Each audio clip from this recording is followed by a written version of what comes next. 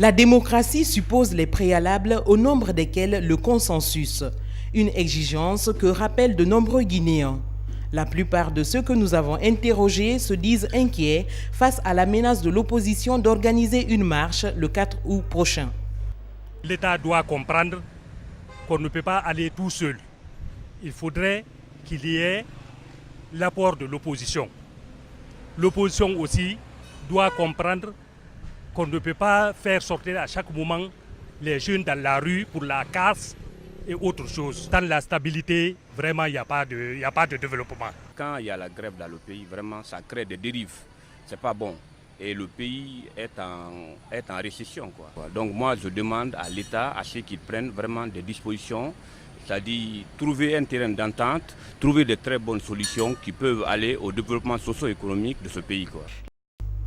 La reprise du dialogue politique est pourtant annoncée par le Premier ministre chef du gouvernement, même si l'opposition et le pouvoir ont du mal à s'accorder sur l'essentiel.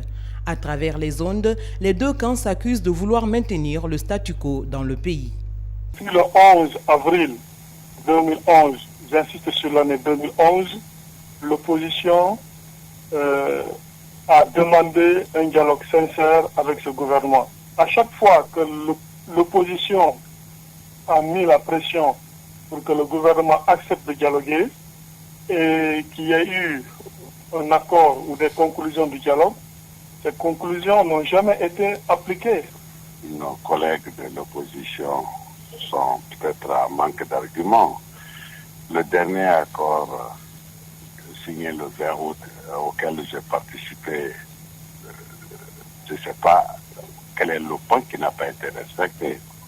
Le dernier point qui ne s'est pas réalisé encore, c'est les élections locales. Et puis dans une démocratie, le cadre permanent du dialogue, c'est l'Assemblée nationale.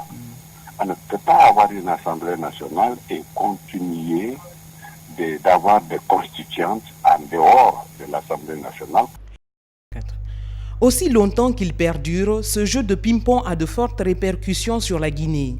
Le développement du pays est mis à rude preuve, le quotidien de la population aussi.